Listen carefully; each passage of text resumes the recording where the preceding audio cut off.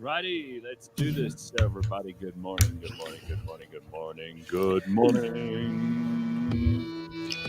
All right, it's Tuesday. It's the 19th of April, and things are happening. Well, I mean, load shedding's happening for a lot of people, not happening here for a change. Never happens in Boxburg. Never happens in Boxburg. No, nothing happens in Boxburg. Don't flatter yourself. Nothing happens, even load shedding. All right, good morning. Okay, let's get cracking. We've got a lot to do today. We've got Bakh'abantu here. We've got Simpiwe running the studio in Johannesburg. And hopefully you have rested well after a long weekend. Whoa. Whoa. Whoa. Look at that. All I see is the reflection of your glasses. Oh, that was hilarious. Oh, wow. Your power just go out exactly there. Yeah, I think so funny. Oh my god, that's so funny. Fantastic. Sure. I just see it even happens at our studio, which has got generators and all kinds of shit going on. All right, everybody. Hope you had a good weekend. Tell us what you got up to. If you did anything fun. We got all the peeps up and ready and at 'em this morning. If you've got work to do, there are obviously many of us who are working this morning, and thank God for it. If you worked over the long weekend, tell us what you do. So it's interesting.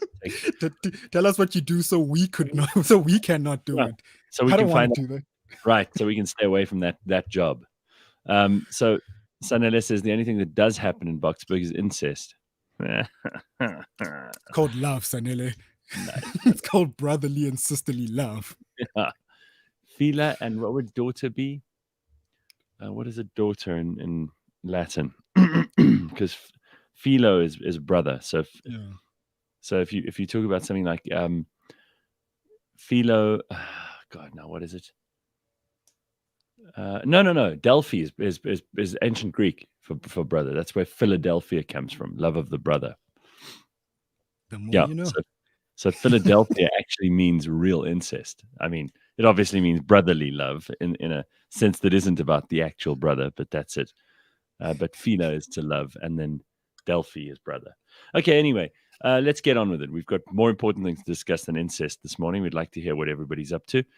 Ethan made the move, or made the decision rather, to move to Josie this weekend. Whereabouts are you at the moment, Ethan? I think you said you were in Cape Town when we last spoke to you. Oh, yeah, he was in Cape Town. So if you've decided to make the move, good for you. None. Yes, that's right. So if you decided to quit Cape Town and move to Joburg, that is a big power move. And congrats. Dude, wait, he's still in Cape Town. Okay, yeah, but he's moving. He wants to move out of Cape Town. You know what? Good for you. That's not an easy one, but it's a better move than going the opposite way. Unless you've got money. Like if you've got lots and lots of money, then moving to Cape Town is a great idea. And if you don't care about how you're going to earn more money, Cape Town's terrific. But if you're moving there with the idea that you're going to make money there, I've got bad news for you. You're going to spend money in Cape Town. Right. Ryan in studio, the first time I met him, he's like, I can do a weekend in Cape Town, but I can only do it once. Yeah, then you run out of cash. Then you run out of cash. Yeah, then you're gone. You can go there, ball, but just for that one weekend. You can't keep up with Cape Town. No. Cape Town will devour you. Yeah. What did you do this long weekend? So I had three options. Study for my mock exams, watch Star Wars, or go to church. I watched Star Wars. Made the best decision of my life. Rewatch Star Wars. What from the start? All the movies? All the movies. All 9. Prequel, original trilogy, and sequel trilogy. That is a big commitment. Hey, it was a big weekend. It was a big weekend. I can't do lying in front of the TV for that long, dude. I'll go crazy. You know, I said this the other morning and people don't believe me, but it is absolutely true. I haven't turned my TV on once this year. So I know. But like, TV has gone out of the window though, Gareth. What's there to watch on TV? No, I know, but I didn't even sit in front of the laptop for that long this year. I mean, I watched a couple of series, but I can do maybe 3, maybe 4 episodes in a row of a TV series that's an hour an episode. But then after 4 hours, I just my neck gets. I have to move around a bit. I can't just sit there in bed. I'll go crazy. Nah, for me, it was raining. It was nice. I don't have that problem. I'm still young. But today I was up at an ungodly hour. I was up like at 2 a.m. I was like, what's happening? Oh, God, Gareth's disease is rubbing off on us.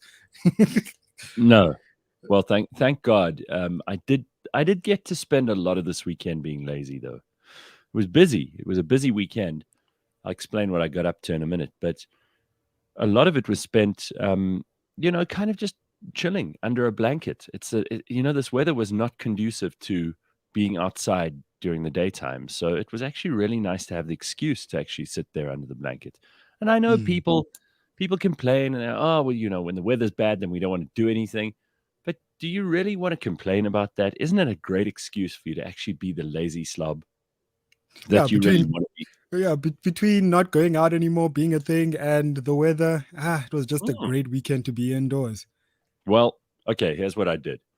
Thursday, I went out on Thursday night. I had to set up a friend of mine on a date. So I went out with a girl we both know, and then I brought another girl to the dinner. Had a very nice dinner in this place called Bellagio in Ilovo. Really, really nice. The restaurant was full of people. It was packed out. This friend of mine and this girl that I set him up on the date with, it seems to have gone really well. They were full on kissing each other, like by 2-3 hours into the date, which is excellent. So I feel like now I said to the other girl who was at dinner with us, I was like, now you have to call me the great and powerful Nostradamus, because I never managed to get like a matchmaker thing going, but I did this one and I'm so proud of myself. Also, he's a really decent guy and she's a lovely girl, and they're a nice combo. So I did a thing. I'm quite proud of myself. You did a good thing. You did a good thing. Jesus rose up, Gareth hooked up some people. Dude, let me tell you, while Jesus was busy saving the earth from its sins, I did this. I made sure there was one less couple in sin. This couple are good to get. Listen, who knows? They might work out. They might end up being a really good thing. If that happens, I'll be thrilled. But it felt like I was doing a good thing. So that was Thursday night. Friday. What did I do on Friday? It was Good Friday. So, oh, wow. Okay. In the afternoon, I played a high-stakes poker game against three other dudes, and I won. So what were the stakes? So it was $5,000 to be in. Now, I know it sounds like a lot. Buy in of $5,000. Yeah. Buy in of $5,000, but I won 10. So if you think about it, and you didn't lose yours, so didn't lose mine. Yeah. And I gained $10,000. So I see that as a massive victory. So Thursday, great. Friday, great. Saturday, woke up early Saturday morning and went shooting with my dad. Remember, this is something we were going to do last week. Yeah, clay pigeon shooting. So we went. I'm going to see if I can't find you a couple of pictures. This is hilarious. So we went out, but the problem was the weather was not terrific. All right, so it wasn't great weather. It was nice, but it wasn't terrific weather.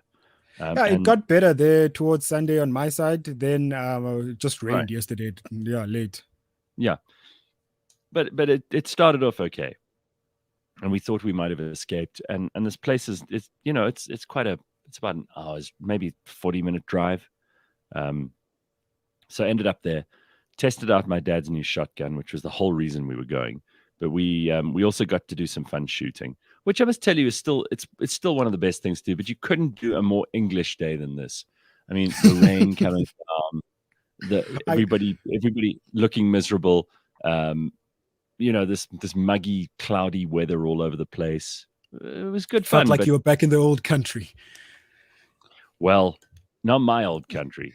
Definitely not yours. I praise my ancestors every day for giving up on Europe and coming to Africa, right? So I'm thrilled that they came here. But it was fun.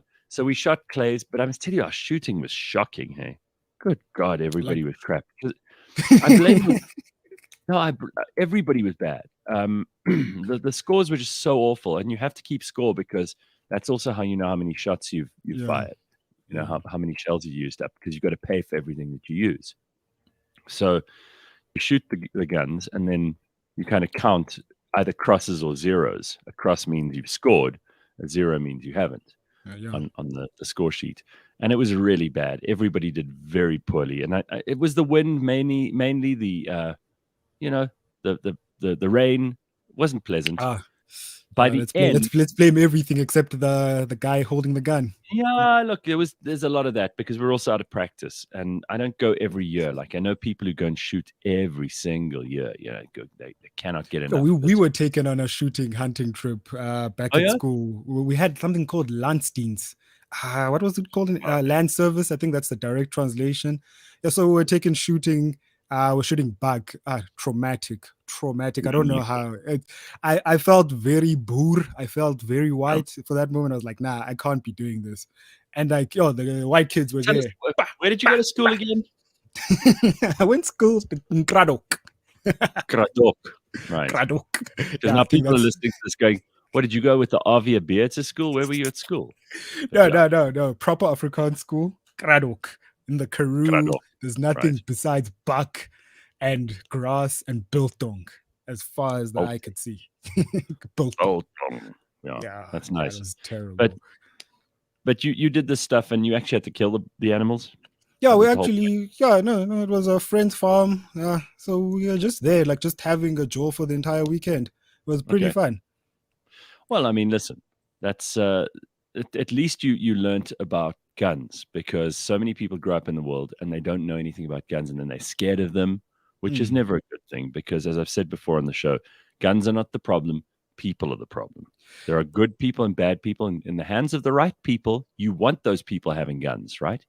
You need those people, in the words of Jack Nicholson. You want me on that wall. You need me on that wall. You need more good guys. You need more good guys with guns. You do. Less bad guys with guns. I think Trump also said that. But so, like, speaking about guns, just on a random tangent, in terms of gun policy in South Africa, I think we exaggerate a lot. I think that's the Americans talking, not us. Yeah. Because in South Africa, we don't have a gun problem.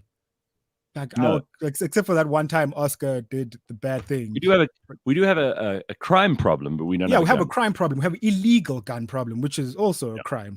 It's like Biggie taking people's guns is not it's not a problem.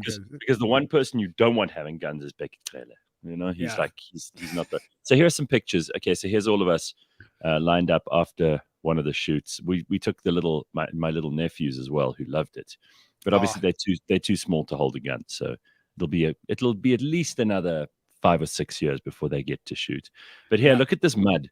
Look at the water and the mud that we're trudging through. It's not great. It looks like some kind of scene out of the outskirts of London, like somewhere in England. Oh, guys totally, are just dredging. No, I laughed at it. I was like, this is ridiculous. Here's my sister in one of the hides taking a shot at the away pigeons, which is good. She loves the gun. She's pretty good. She loves the gun and the ukulele. Oh, yes. Yeah. You met her last week. And here's my dad taking a nice shot. He was so annoyed that he wasn't getting those first couple of pigeons and his eye was out. But I mean, the rain was by the end of it, it was dripping off all of us. It looked ridiculous. So I'm not making excuses, but we were pretty shitty. And that was good. But I was very worried that I was going to get sick because, I was sick already last week. And I thought, if I'm going to be out in the rain again, this is going to make me worse. Ended up being fine. Got back home, had some nice warm food. I think it was soup or stew or something like that. And then I went home and had a nice afternoon nap. Like I said, bit of laziness, bit of work, good mix. Balance. What did I do on Sunday? Oh, Sunday. Sunday we did a whole Easter egg hunt with the kids, which was fun. Oh, I think I saw that on Instagram. Yeah. I saw excavationer Gareth looking for the Easter eggs in the garden. That's right. Yeah, it was. I took it super seriously, by the way. If you were on my Instagram, you would have seen there's a picture of me with an umbrella and a clue sheet, and everybody had one. So there were probably about 20 of us there for Easter Sunday at family friends, and everybody had a clue sheet, and we all had to go and find out. And I mean, I felt useless because I couldn't find mine, and then eventually I got like 3 or 4 extra clues, and then I figured it out. So it sounds like I was either stupid or I didn't have enough clues. I think it's the former. Yeah, and then yesterday, being like a bonus day, was like a recuperation day, sort of lie around, do as little as possible. But it was a friend of mine's birthday, so I did meet her quickly for a drink in the afternoon, but I was literally there for an hour and then went home. And that was the entirety of my weekend. But, action-packed, actually, if you ask me. There was something on every day. Yeah, you looked for hidden treasure in the form of Yeah. golden Easter eggs, and and you shot By the some way, pigeons. I cannot look at another piece of chocolate after this weekend. I don't know about you did the Easter binge. Oh, I felt like, and remember last week, no exercise because of the flu or whatever I had. So this week I've got to get back into gym. This week I've got to eat right again, get myself back into shape because I feel like a big, fat, roly-poly slob. Most inspiring people was me driving here at 5 a.m. in the morning and then seeing people still jogging. I'm like, it is cold and you guys are committed to the grind. I'm like, power to you guys. Those people are inspiring. So I thought about that because I also saw some people running on the way to the shooting on Saturday morning. Yeah. And I thought, if I'm worried about getting sick in the rain, holding a gun in warm clothes. And I mean, I was wearing like a shirt, then a jacket, like one of those jackets with without sleeves. Yeah. Those puffer things. And then body warmer. Yeah, and then a jacket over that. So, I mean, I was warm. I mean, that jacket took like 2 whole days to dry out. But I thought about those people in those flimsy outfits that they run in. It's like, they have to get sick, right? Can somebody who runs please let me know what happens. Are you burning so much energy that you're actually hot, that the rain turns into steam on you? Or because I need to understand how that works. Surely you get there and you're sopping at the end of your run. And that's because between the sweat and the actual rain, it's terrible. And the cold, the wind, because it's been windy also in Joburg. Right. I don't know how they do it. I hate jogging. Like I'm for exercise, but jogging was one of those things I tried out. I was like, this is not for me. Well, on that note, people are still asking because nobody pays attention, or else they've missed 1 or 2 shows along the way. But somebody said here, where is Bulelo? Which is a question like, so I just want to answer that quickly because he is going to join us for a show at some point. We did have a discussion with him. He's back from America. And he also got very sick, by the way. So we're going to have to catch up and see what he got up to. So Ethan says, lovely Bakh'abantu. That's they call him. Most beautiful people are from Craddock. Oh, wow. Okay. Well, I've never heard that said. No one's ever said except me and my new haircut. Thank you, Gareth, for the compliment. I have a new haircut. Good job. All right. I see it now. Look clean. It's like those girls who have to tell you that they've had a haircut because they're annoyed that you didn't notice. That's what you're like this morning. Fishing for compliments. Yeah, exactly. But I switched on my phone yesterday, Monday, the rest day, and then I got inundated with so much bad news. The world is terrible, Gareth. There's no water in KZN. There's no water in KZN. About 1,200 people lost their homes in Cape Town. China's doing an entire thing in Shanghai. I'm like, it is terrible out there. I saw that story about those shack fires in Cape Town. My God. We were just talking about this last week, remember, saying that there are no natural disasters in South Africa. Yeah. But this is our natural disaster, is the things that happen to our townships because people build so close together. And I mean, there's just nothing else to be done. It's not like there's an option here. I do understand that there are people who are very frustrated with anybody who lives in a shack and builds their shack right next to and using the wall of the shack next door. But what you've got to understand is there are no options for these people. It's not like they can, well, if I spent an extra 2,000 Rand, then I might be able to have a separate wall. There's no 2,000 Rand extra. These are desperate people, very often people from other parts of Africa who've come here in desperation. And then someone starts a fire one night to warm themselves up because we all know how cold it was this weekend, and it gets out of control, or something happens, or someone knocks something over, and that catches fire. And then you get those old stoves, like those primer stoves. Oh my God, always fall over.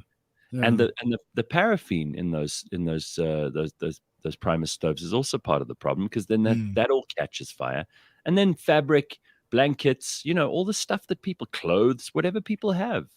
And that is someone's entire, someone's everything. That's everything that person has that burns down.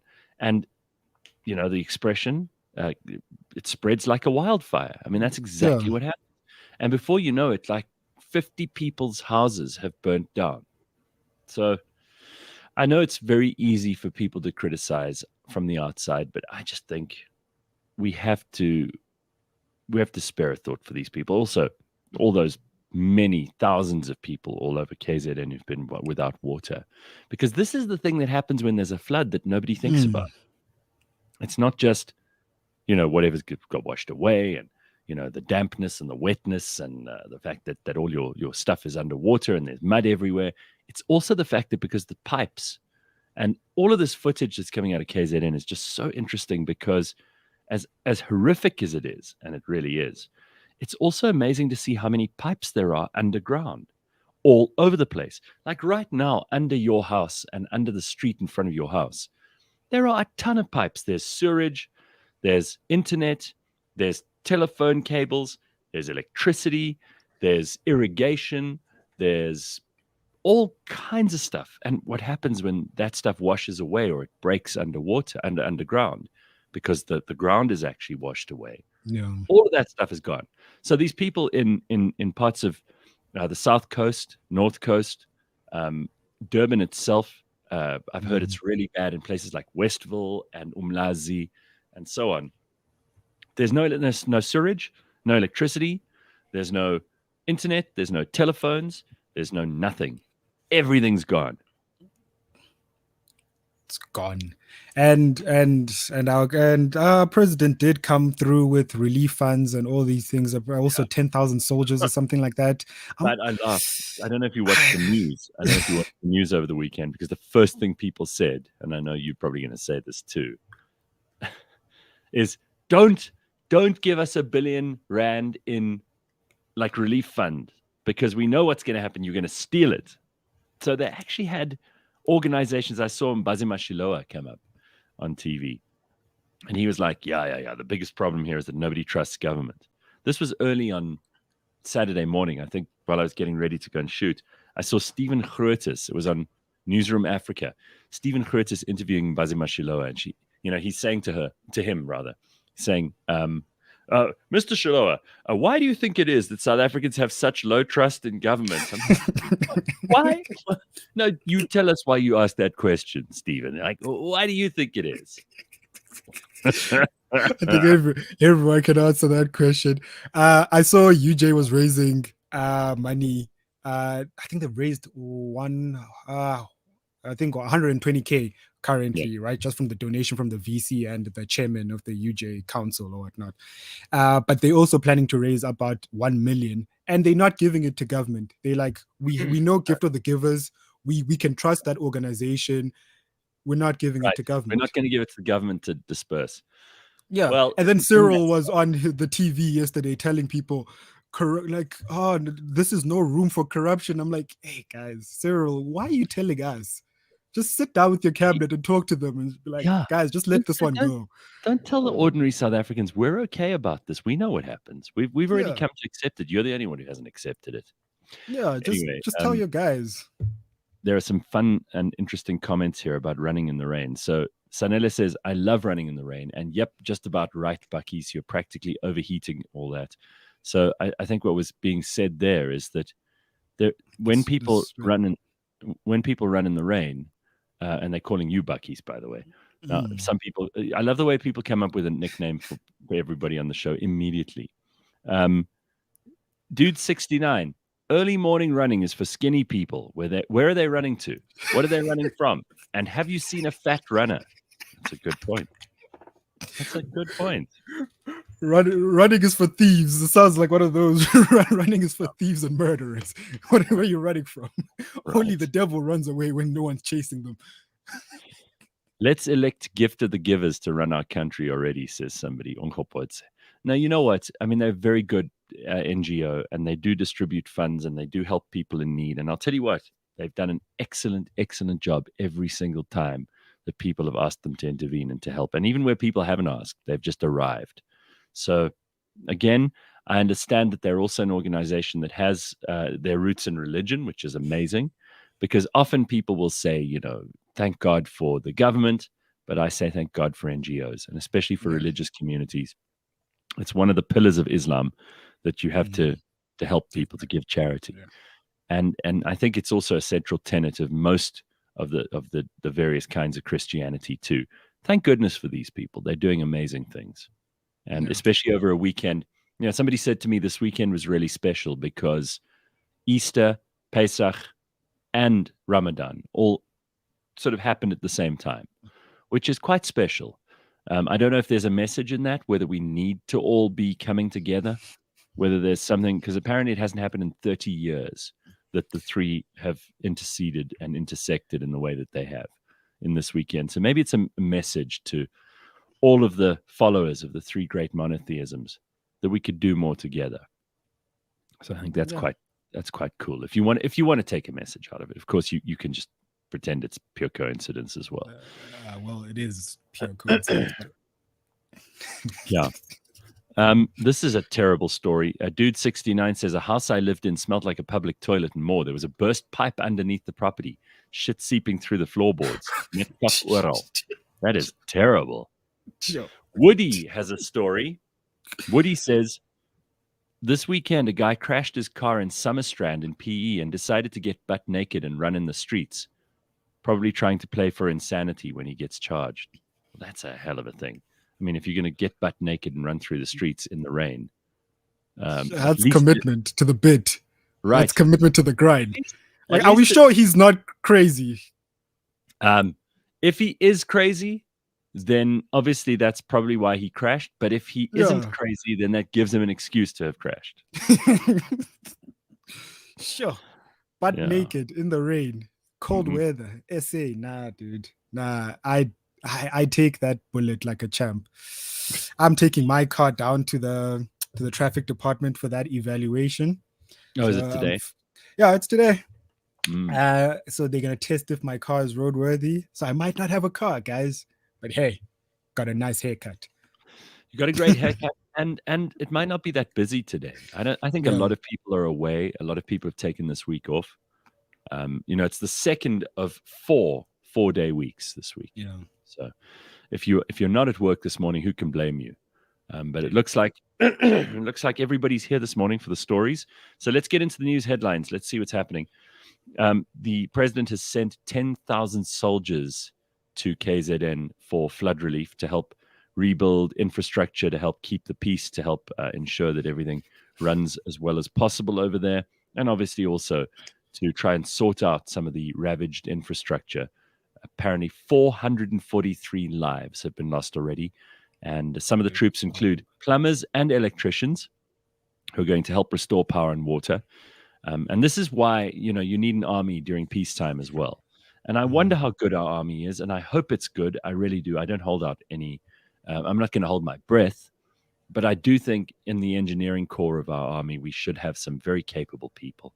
And my wish is that those capable people would be able to do and make a difference in places like KZN this week. Some 40,000 people left homeless. 40,000 people left homeless. That's a lot of people. 550 schools, 60 healthcare facilities damaged.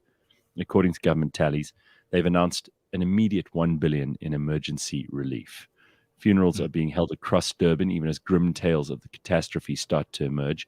One woman was found dead with her 3 grandchildren after their car was washed away, while rescuers reported finding bodies washed into dams, which the local media reported, and drinking water remains in short supply in many neighborhoods. Terrible. Yep. The rainfall across the country, mostly the eastern and northern parts of the country, has been over 100 mils.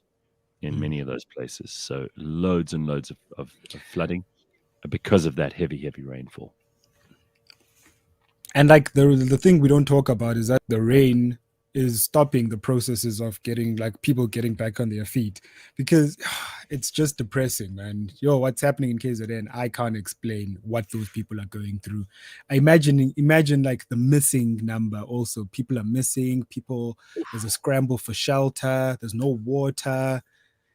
Nah, it's terrible. So apparently one of the other things that's happened is that a whole lot of wildlife has been washed down from dams and rivers up in central parts of the province down to the beaches. So you've got like pythons swimming in the sea. I saw this. The SPCSA. What?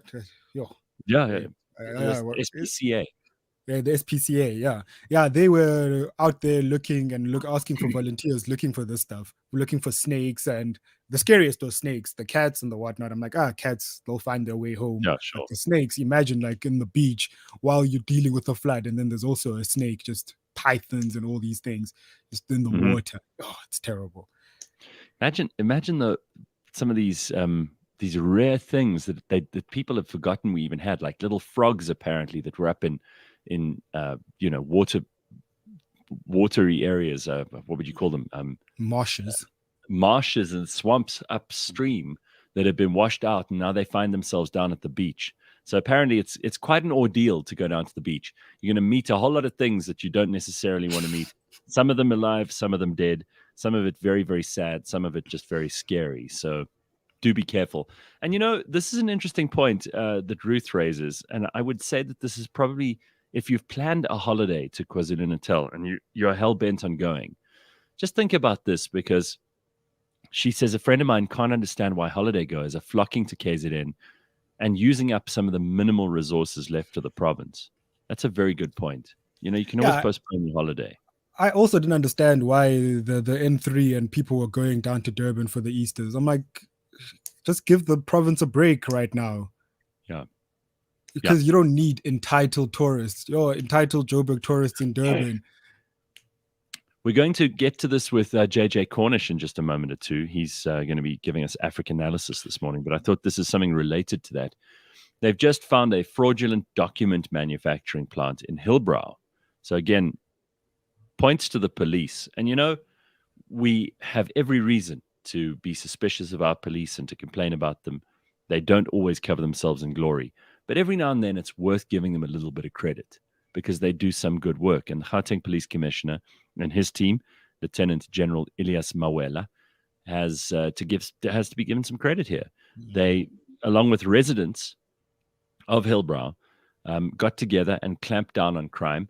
And he wants to thank the community who continue to be the eyes and ears of the police. As much as they have intensified police visibility on the streets, he says, we still rely on information from the community about crimes that are taking place indoors.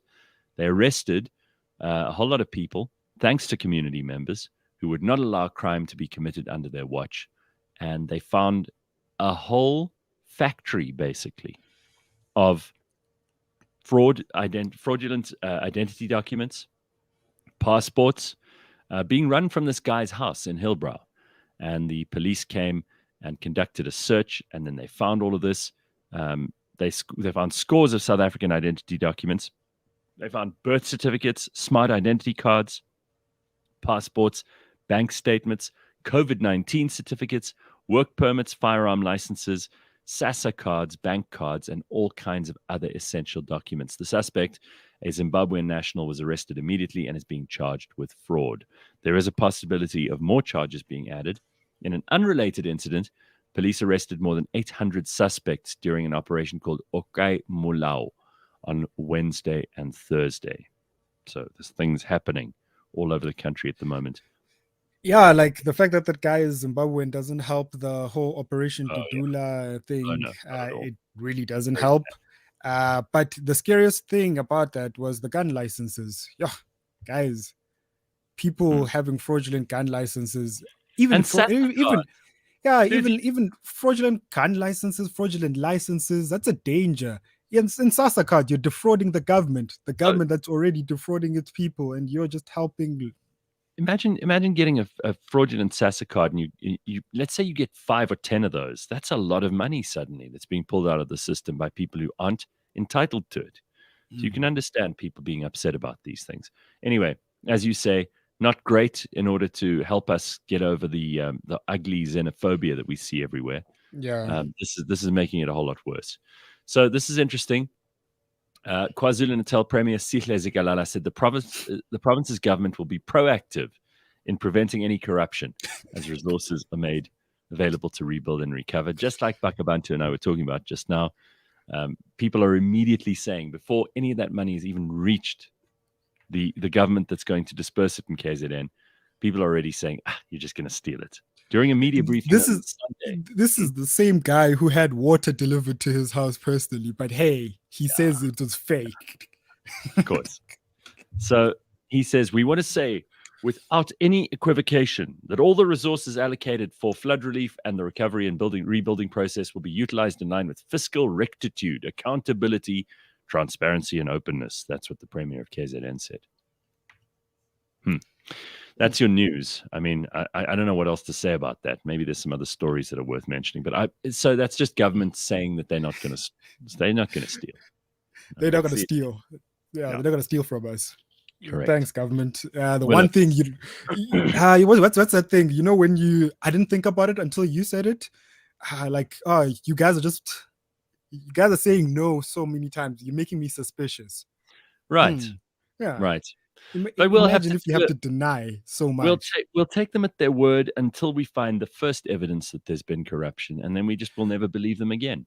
No, the first evidence was this guy. This guy, when there's no water in KZN, he had a truck deliver clean water to his house. So, and then he says, no, it was for his neighborhood, and people have been asking him for clean water. So he just happens to be in the neighborhood that got the water first. Hey, no corruption though. No corruption. Obviously, there's some people who haven't been able to have a shower or drink a glass of clean water for a while. And then I think on his press release, Gareth, he was even... so I hate it when people play on, oh no, I don't need the clean water. It was just a coincidence that it was in my neighborhood. I'm used to carrying buckets of water from my childhood in the rural areas and poverty. I'm like, nah, dude, no, you had a truck personally deliver water to you. But as Congo Chris says, it wasn't water to drink. It was for his fire pool. Oh, man. All right. So that tanker apparently was rerouted from Tongaat to his house. So there we go. Nice. Where are all the harbor and forex traders from Durban? Can they donate a young Billy between the lot of them? You know what? I don't know, but I'm really getting sick of seeing these people on social media who are like showing you deposits into their account in order to prove to you that they are legit forex traders.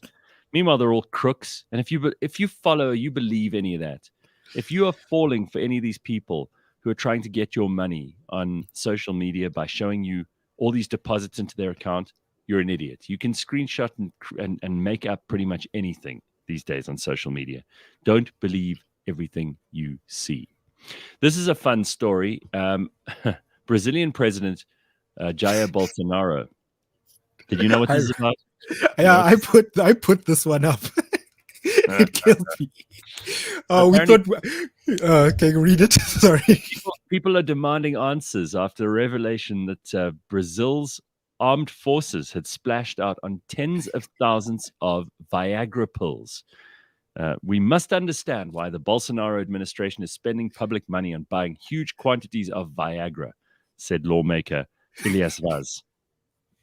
The Navy and Air Force, which between them had reportedly bought more than 30,000 Viagra pills, offered an innocent explanation. The drug was supposedly being used to treat pulmonary hypertension. However, many were unconvinced. A report in the O Globo newspaper suggested the doses had been bought were generally used to treat penises, not blood pressure.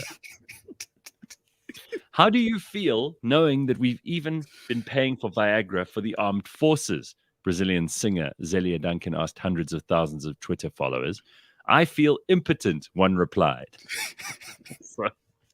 So the headline of the story is Bolsonaro faces stiff questioning over Brazil's Viagra purchase.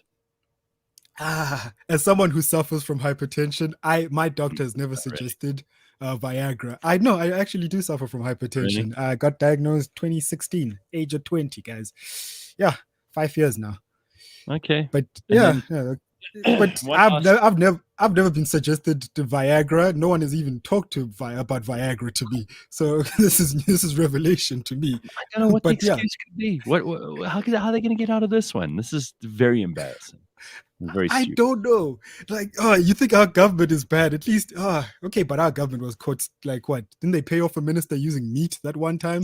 Yeah, that's true. I think it was what was her name? Nomvula Mokonyane. Yeah, she got. She took a package of meat in order to give someone a tender. Tabo says, I suffer from hypertension too, but my dick is fine. So can he explain this? Yeah. But he won't. Yeah, he's modern day dictator, guys. He won't. All right, one dictator. One last thing. Ethan says, I know you don't care about football much, but Cristiano Ronaldo scored a hat-trick against Norwich this weekend, and yesterday he announced he lost one of his twins at birth. You've got to feel for the guy. Yeah, that's awful. I mean, for any parent to lose a kid is terrible, but the hat-trick's amazing, and hopefully they can have more kids, and hopefully he and his wife are okay, because it must be the most awful thing in the whole world to go through that. Anyway, that's all the time we've got for headlines for this morning. It's time to turn our attention to the fantastic Jean-Jacques Cornish. JJ Cornish, how are you, sir? Bonjour, I'm well. Don't you think you're being a little hard on Jair Bolsonaro? Hard on. I was waiting. I knew you'd have something to say about that. So, JJ, it is time for us to get stuck into African analysis this morning. There's always lots to talk about, but we've got a couple of things that we've got to focus in on this morning.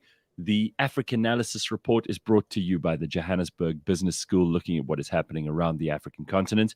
JJ, tell us about the Seychelles, because when I think of the Seychelles, I think of this tropical paradise where nothing ever goes wrong, where everything looks beautiful 24/7, where very, very wealthy people go to spend their holidays and to spend their money, and where the rest of us maybe occasionally will see one of those Instagram posts from one of those people, but otherwise have no chance of going there. The Seychelles is, of course, a part of Africa, right? Indeed it is. And if I said to you, Gareth, you're going to have to spend nearly a year in jail in the Seychelles, you'd say, okay, well, worse things could happen. Well, for the Niçois, the Frenchman Thomas Dabisi, his Congolese partner, Emmanuel Badambinga, she actually was hanged in the bathroom of their hotel room. Oh, my God. And he was arrested for the murder, and he spent nearly a year in jail in the Seychelles. It was the longest trial in Seychellois history. There were 28 people went into the dock. But finally, he's been acquitted. They found that the woman had actually was very, very upset at the time and had committed suicide. And now his lawyer is saying, this is, I was absolutely sure that he was innocent. And 6 out of 8 jurors found him innocent or acquitted him. And they're saying that the police in the Seychelles should actually review their protocols, that this could happen. But it really is quite amazing. A story about hell in paradise or death in paradise. I think there's a book or a famous play to that effect. But a very interesting story, I thought. Dabitise is 35 years old, and he's a street artist. So I don't know what he's going to go back to doing, where, in fact, he practices his art, but maybe back in Paris. But it's just a story that he'll have for the rest of his life. Huh? So, JJ, I mean, when we think of the Seychelles, we think of those holidays, those perfect beaches, those beautiful mountains. I mean, it really is the most magnificent place. It's a jewel. But no one wants to spend a year in jail anywhere. And I can't imagine that a Seychelles jail is any better than a jail anywhere else in the world. It's still a jail. Is this might even be worse? I remember I covered Eshel Rudy's being held in. I was with family in Nice. Eshel Rudy was held in the prison in Nice, and I mean, it was pretty grim, the situation. And then when they took him to Les Baumettes in Marseille also, the Les Baumettes was the prison from where Papillon was sent to the penal colony. But Les Baumettes, it has these great big walls and with people being crushed by their sins, by avarice, by greed, by big freezes of these humans being crushed by their sins. So I don't imagine prison anywhere is fun. But Seychelles, it made the news obviously because of Jimmy Mansham, who was deposed. And then, of course, the South Africans who tried to take over the Seychelles. Do you remember the mercenaries? So it has a place in South African history. Well, it certainly now has a place in the heart of Thomas Dabitise, yeah? No, JJ, it's interesting. There was also an attempt to take over the Comores, the Seychelles. These islands seem to be ripe targets for people who wish to impose regime change at force and by will. Obviously, if you're the government of a small island nation like the Seychelles, the Comores, maybe Mauritius or Reunion, these are the kinds of places that you don't need terribly many soldiers, and you probably wouldn't need too much resource and ammo to be able to take over. So they must always be on their toes about these things. It must be very, very frightening. I mean, basically for the Seychelles, I think you need beach wardens and deck chair attendants and maybe something to look after the giant tortoises and stuff like that. Those are the people. And then suddenly you got, what was it? What they called themselves, the Froth Blowers Association or something. And all these guys arriving with hardware. And that's how they got caught, when they started unpacking the stuff. Why are you bringing 4 light machine guns for a beach holiday? Well, they've got some very big crabs here. Oh, well. I don't know. But JJ, interesting story coming out of Britain, which has caused a huge amount of controversy. Apparently, the British are sending a whole lot of illegal migrants to, of all places, Rwanda. And I saw the Archbishop of Canterbury saying that this is outrageous and how can Britain behave like this? And surely they have the moral fortitude to do the right thing. Why on earth would Britain be sending illegal migrants to Rwanda? How does that arrangement work? Well, this is perhaps one of Boris Johnson's dead cats. Boris Johnson believes that if you get him into a corner in an argument, you've got him beat. Yeah. He puts his hand into a satchel and hauls out the dead cat, whop, and slaps it on the table. And everybody goes, oh my God, dead cat. And suddenly everybody's talking about the dead cat, not his argument. Now, everybody was talking about Rwanda now, instead of the fact that he's been fined. And he did say, Boris Johnson, earlier onward, if I get fined over the COVID parties, then I will resign. If I'm found to have broken the law, suddenly nobody's saying, how are you breaking the law? The fact is, though, 60% of Brits don't like what is happening in terms of migration, illegal migration. They voted for Brexit. Those who voted for Brexit voted very largely to against the kind of liberal policies on accepting migrants. And suddenly they voted to keep Britain British, and all of a sudden the illegal migrants are coming in. Something like 8,000 so far this year, 28,000 last year. So Boris can recognize a real political threat when he sees it, and maybe a dead cat's not going to work on this one. So he's gone for it. And he's got probably his nastiest cabinet minister, Priti Patel. My goodness. She really is a piece of work. She goes off to Rwanda, and they've made a deal, $150 million, and you'll take in our illegal migrants, process them, and if they can't come to Britain, well, then let them stay there, and they will find prosperity and so on.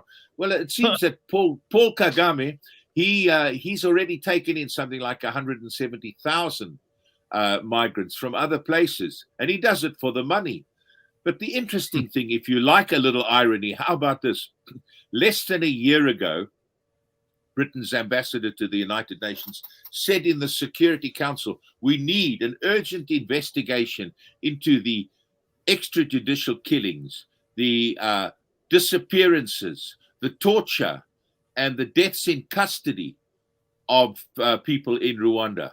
Less than a year later, this is where they're sending their migrants to be processed. As Justin Welby said, they are subcontracting their responsibilities. And he said Phenomenal. it is the very opposite of the nature of God.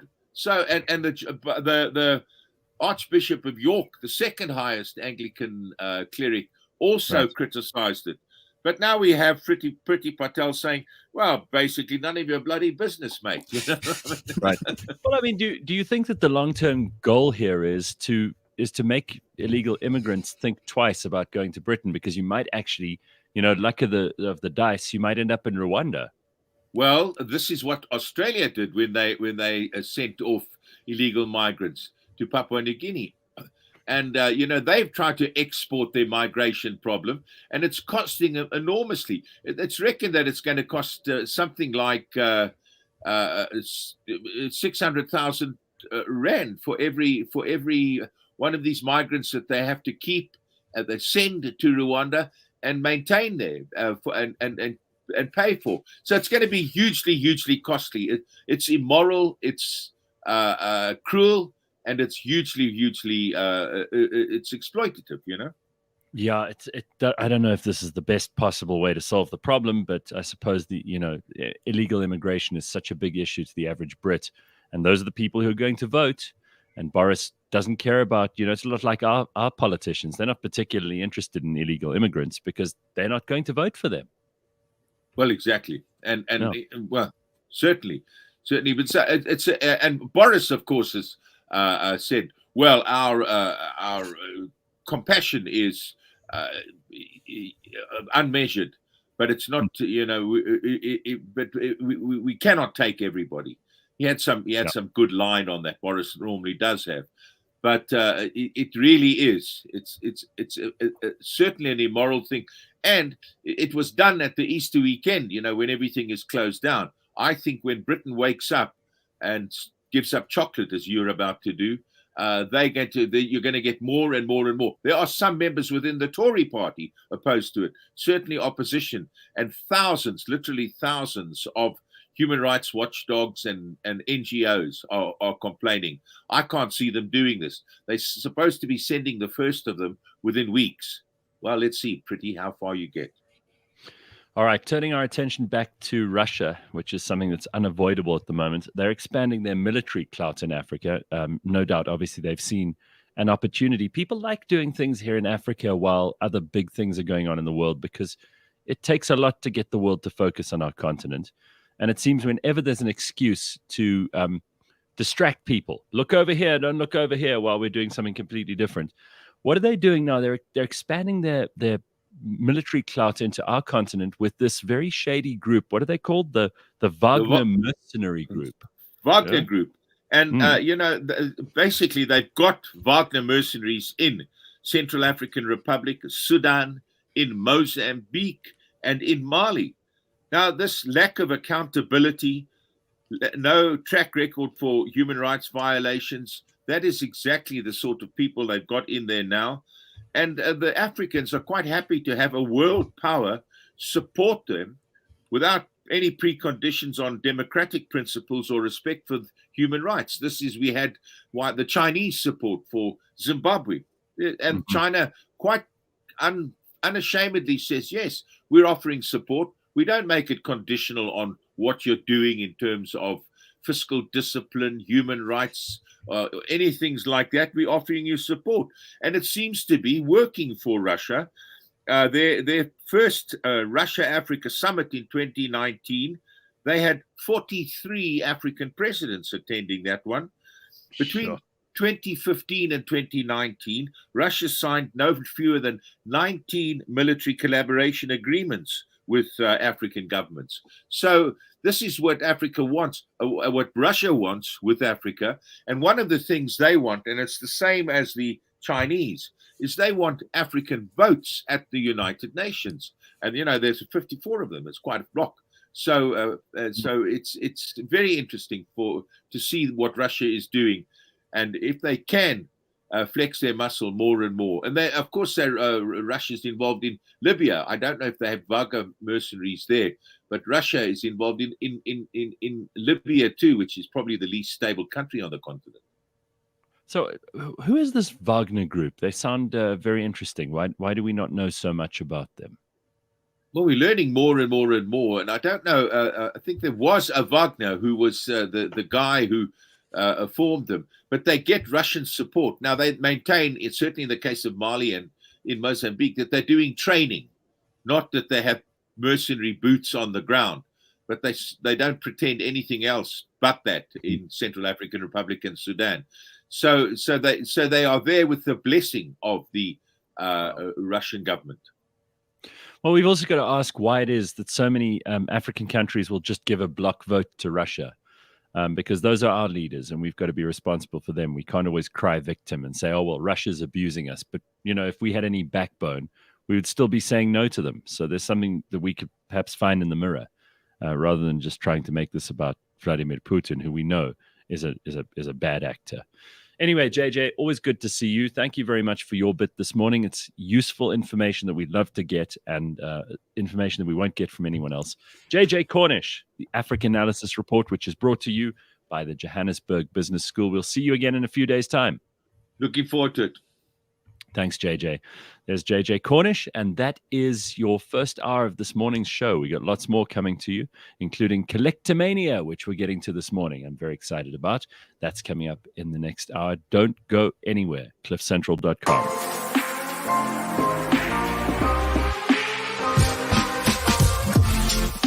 This week on the Auto Trader Podcast. Just in summary, do you think it's going to be a good year, George? Should the consumer be worried about what happens next? Should the consumer still search for cars? Would you recommend buying cars right now? I think consumers, by and large, should not let themselves get sucked into the negativity of the environment. It is the most exciting time to be alive. Catch us every Monday at 9 a.m. on YouTube and on autotrader.co.za.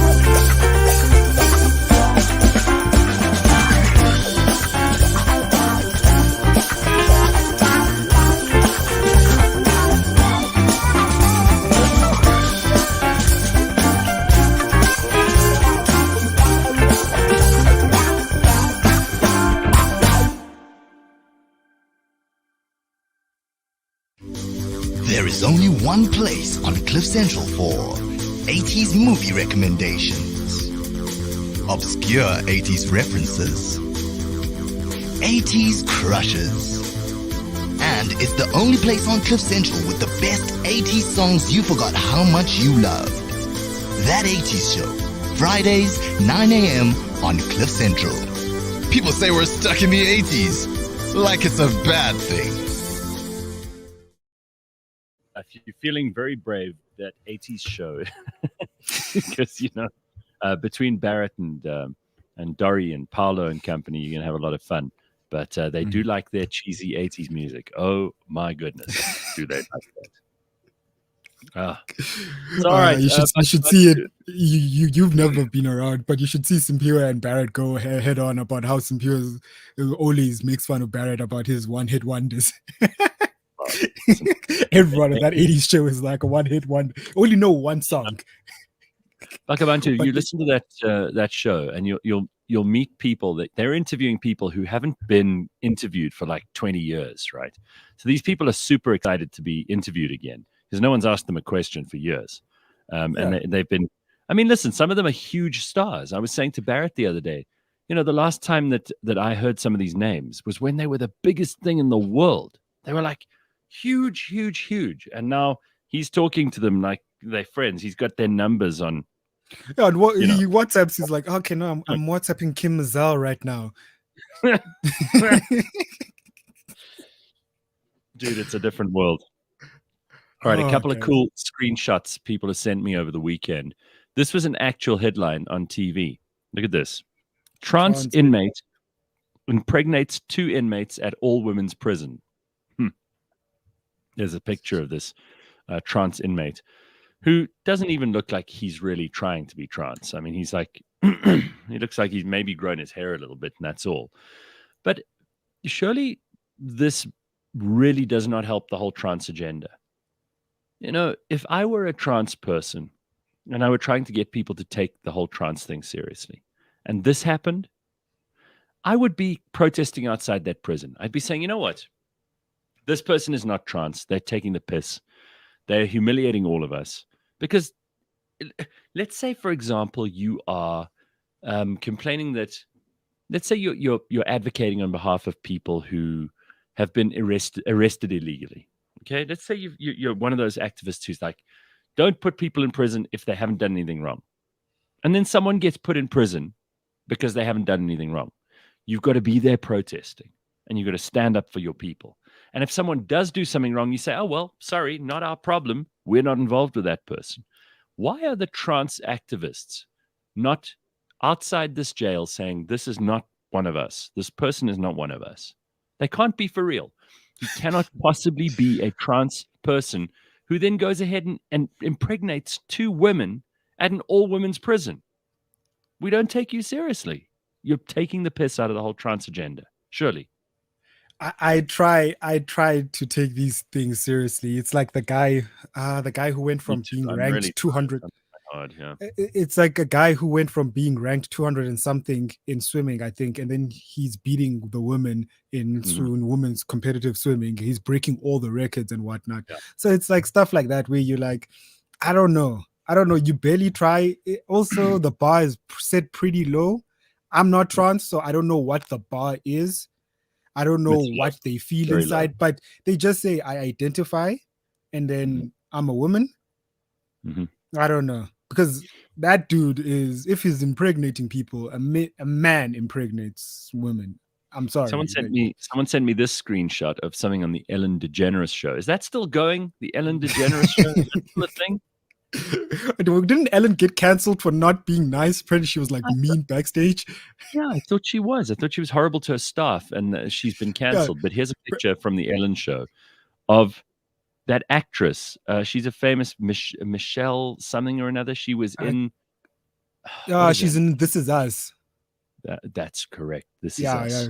You can see the thing on the background. Now she is enormous. I mean, it looks like. And it looks like one of those chocolate Easter bunnies, but she's not hollow inside. No, she's not hollow inside. It's one big Easter egg with a little Easter egg on the top that's the head, and 2 little Easter eggs at the bottom of the legs. You can't be this size and go on TV. I'm sorry, it's disgusting. It's absolutely unacceptable that someone can be so fat and think that they're a star. It's outrageous. Get her off the TV. It's outrageous. You can't be so fat. It's disgusting. So someone sent me that screenshot. Someone sent me the one of the trans person. Here's another one that's quite funny. It's someone complaining on Facebook on a group called DIY on a Budget, and they say, my front entrance, it's a woman, is quite dark. What can I do to lighten it up and make it look more inviting? And then a guy called George, shave it. No fucking around there. Now, here's another good one. A big billboard for PETA, which is, the people who are there for the ethical treatment of animals, people for the ethical treatment of animals. And they've got a billboard with cats and dogs and bunnies and then horses and cows and ducks and chickens. And they say, all animals want to live. Where do you draw the line? And someone has drawn the line between the horse and the chicken and said, this is where I draw the line, Peter. Thanks for asking. And the person's name is Carnivore Aurelius. I have this running joke with one of my friends, Gareth.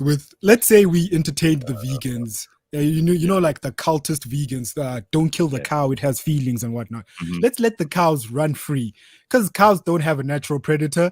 Like, what happens for like just 1 year? Let's let the cows run free, let them procreate and whatnot. Mm-hmm. Just remove everything, every human interference. I think they'll overrun us. You think we're under threat from cows? No, not like in that sense. But like they'll finish up the space. They'll be shitting everywhere. Like, let's let the animals run wild, as like the vegans want. Well, what's the plan there? If we don't kill the cows and eat them, isn't that a better use for their existence? I don't know. Dude. I'm not sure this is an argument I want to have first thing in the morning, but I will say this: just leave the carnivores alone, because the carnivores aren't bothering you, and you're not going to end all meat eating. No one is going to end that. There are parts of this world where all they eat is meat. Forget about it. I've seen that on the internet, the carnivore diet. Like where right. you just eat meat, and apparently it's like super healthy and whatnot. Oh, that's what they say. Yeah. Anyway, so Elon, as God says on the trans thing, if I were to be arrested, I'd identify as a transformer too. I don't want to get in touch. I don't want to get touched in prison. Yeah, exactly. That's how you get in. And as a guy, you get into a women's prison, which is obviously much easier and much better for you as a guy than in the guy's prison. As a guy, yeah. There was, but like trans people and the trans community, I get why the normal alphabet community doesn't regard trans, because they're the new it thing now, right? The trans people, there's a line there. There's a line where it starts discriminating against women, starts invalidating also like the women accomplishments and whatnot, even our own intelligence to a certain degree. There's this lady, Fallon Fox, or Guy, I don't know what she identifies as, but she went into a MMA fight beating up women, and then she was a champion. And then people were like, I think Joe Rogan got in trouble for pointing it out. Like, there's something suspicious about this person. A few years later, documents leak, she was a guy. You can't spend puberty growing up as a man and then you decide, I'm just a woman now, let me go beat up ladies. It's also, I mean, what are you saying about women? You don't have any respect for women. The interesting thing that's going to happen over the next few years, and it's funny how this trans thing keeps coming up. I think the reason it bothers me is not because I care about what people identify as. That's entirely okay. You identify whatever you want. If you want to identify as a vacuum cleaner, you go for it. It's none of my business. I could care less, and I'm not going to ask you unless I find you interesting enough, and chances are I probably won't. But if you want to identify as something, go for it. What bothers me, and I think what bothers so many people about this whole trans thing, is that it seems to fly in the face of truth. Like there's a basic honesty that's being left out of this. It's like someone wants you to believe what is clearly, I mean, you look at that picture, that trans woman who was put in a women's prison. That's a man. That swimmer the other day, it's a man. They're clearly using the system that is being tolerant and accepting and inclusive for bad purposes. They're lying to us.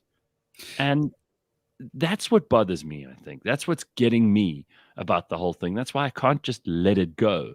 And when these stories come up, it scratches at what reality is meant to look like, right?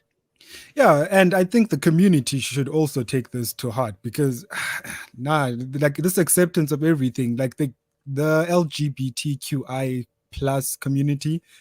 Did I get that right? I think so. But yeah, but they should, because this is mockery of what they stand for. This is a mockery of acceptance. This is taking something and taking it to the extreme so far that now I'm forced to overcorrect. You get people where it's like when you push back now, it's like you hate everything, but this is tolerance pushed to the brink and it breaks. I don't understand why.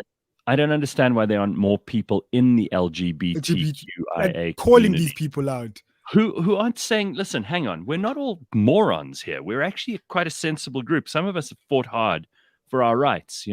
Some of us have put our own happiness second to fighting for the others who will come after us, like the civil rights organizations in America did for black rights in the 1960s. They put themselves second. They basically said, listen, our brothers and sisters in the South are being treated as second-class citizens. We're not going to stand for that anymore. Like, there was something noble and honorable about that. Like, where are the L's and the G's and the B's and the T's who are saying, actually, this is bullshit, this man in the woman's prison, this man competing with women in sport, this guy with a beard who wants me to call him her. Like, these people are making a mockery of those of us who really identify as us, and who've fought hard, not just for ourselves, but for others. It's like they're making you seem like a bunch of idiots. They're making the alphabet people, someone here called them the alphabet people just now.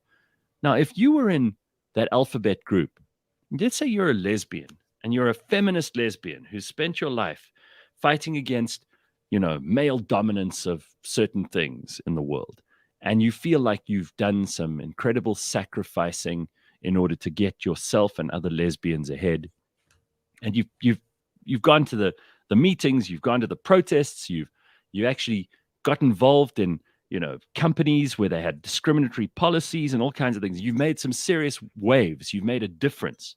And then these guys come along, and there's a guy with a dress on who hasn't even bothered to shave his beard off, and he wants to now participate against 18-year-old girls in wrestling, and he's this big, and you're like, sure, that guy's part of our group. Yeah, we'll let him in. He's a complete disgrace, and he makes everybody look ridiculous, but we'll let him in. That's not solidarity. That's stupidity. That's undermining your own position. Anyway, let's leave that alone. There's some other funny comments coming in. And by the way, a lot of people said some very funny things earlier about the Brazilians with their Viagra that they're giving to their troops. So turns out Bolsonaro and his government have given 40,000 or 30,000 Viagra pills to people in the Air Force and the Army. And Carl says these Brazilians are hardened criminals. Sanile says, hard to crack a Brazilian nut flaccid. Lots and lots of people with funny style. You guys are funny. You're funny. You're being funny. Most of us vegans, says Jared, don't agree with Peter. They're a bad voice for a group that just want to do as little harm as possible. Yeah, but you see, again, even that bunch, like Peter, have turned into this lunatic asylum. They used to be very, very good people like the SPCA or, any other animal rights activists.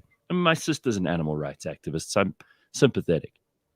But they've become these crazy people who like pour paint tins on anybody who's wearing a fur coat. They're not even sure whether the fur coat's real or not. They just cover people in paint, and they damage property, and they swear and yell and curse and scream like banshees. How are you going to take those people seriously?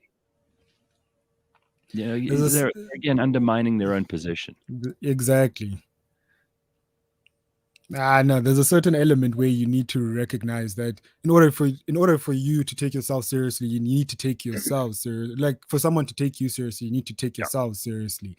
And if I was a vegan, and because even my general stereotype of veganism is based on that. It's based on that Peter, like, oh, you're a killer, you're killing animals. Where would you draw the line and stuff like that? Yeah. It puts you guys in bad form. That's why so many vegans, your default setting for a vegan is like this crazy person. Yeah, it's to roll your eyes and be like, oh, yeah, there they go instead again. Of a perfectly normal, perfectly sane person who lives next door to you, who just happens to have a different opinion about what they eat and what you should maybe eat. And you could sit down and have a conversation with that person. Instead, in your mind, when I say vegan, what do you see? You see like a blue-haired, multiple piercing. face tattoo, Yeah.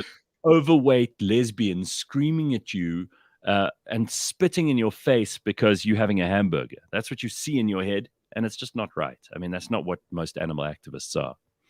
Suppose that is true for any group, though. You always think of the extremists. You know, there probably were people who used to think about civil rights activists in the United States. They're all like Malcolm X, you know, or they're all like Black Panthers or whatever. And that's not there's this funny bit in this show I was watching, Godfather of Harlem, with Malcolm X. He runs into white supremacists, and then the guy is like, "Oh, hi, Malcolm." Malcolm's like, "Hey, dude, you're white. Like, we don't do like that." And then the guy's like, "No, we support the same thing. You're a white supremacist. I mean, you're a black supremacist. I'm a white supremacist. We both think our races are superior. We have something in common." And they knew who he was, and they were like, "Yo, like." And then Malcolm, I think it's one of the first times, I don't know if it happened in real life, but in that story, he reflects on, is his position really bad? Like, is he preaching hate and whatnot? That's when he starts re-looking and reevaluating his position on everything. Right. Yeah. Well, I mean, that's true, right? Any of these supremacists. I've been listening to an interesting podcast about Haiti and what happened in Haiti in the late 1700s, early 1800s with Toussaint, who was the main Haitian leader there, and a guy who rose from essentially being a slave to being the leader of the country. And it's a fascinating story because, you know, everybody talks about slavery and people all have these opinions about slavery. I wonder how many people have actually read the books or have listened to the podcast and paid attention to the facts. And it's a fascinating story. Like, you've got these mixed race people who were against the whites and the blacks. Then you've got the blacks, then you've got the whites, then you've got the educated slaves, the uneducated slaves. You've got what they called the big whites who owned the plantations and had the money. Then there were the small whites who were like these poor white people who really hated the blacks the most. And you've got the French government getting involved. You have the British, you have the Spanish. I mean, it's not so easy to understand. It's not like there were good guys and there were bad guys, you know, and the kinds of alliances that were made, like the big whites allied themselves with the mixed race people, the slaves, the uneducated slaves allied themselves with other uneducated slaves. And then they eventually got educated slaves to kind of lead the rebellion. But it's interesting also to look at like Port-au-Prince in the south and then Port-Français in the north, and the different kinds of slaves that you had on sugar plantations. And you had slaves who used to drive carriages. You had slaves who used to do the translations. You had slaves who would run the households. And there were different levels of society for black and for white people. And sometimes the poor white people and the uneducated black slaves would ally together just to get rid of somebody they didn't like. I mean, it's amazing how complicated this stuff is. It wasn't straight. That's something we also like, the complications, and especially in slavery. White man bad, black guy good. I'm like, in Africa, when you look back, the people who we Africans had slaves, and they sold them to the colonists and to the Americans. So that's something we kind of forget because it's not. A ship would dock off of Ghana, and then the actual chief of that village would say, "All right, go and get from the neighboring village. We don't like them. Go and basically set fire to their village, capture all the healthy women and men, and then we'll sell them to these slavers." Exactly. And then that guy's sitting at home. First of all, he's got rid of an enemy next door. So you don't have to worry about them anymore. All their strong men and women are gone, you know, and he can take over their land. He can basically subsume any of the population he would like into his own tribe. And he makes a profit off the slave ships. And nobody talks about him. They're always like, well, those slavers just arrived, and, you know, these innocent men and women were just plucked out of the villages and just thrown on the ships. Yeah, someone put them on those ships, which is not great either for those people. Just have a look at this. One quick screenshot, which is quite interesting. This is an excuse you can use. Police. Woman claims wind blew drugs into her purse.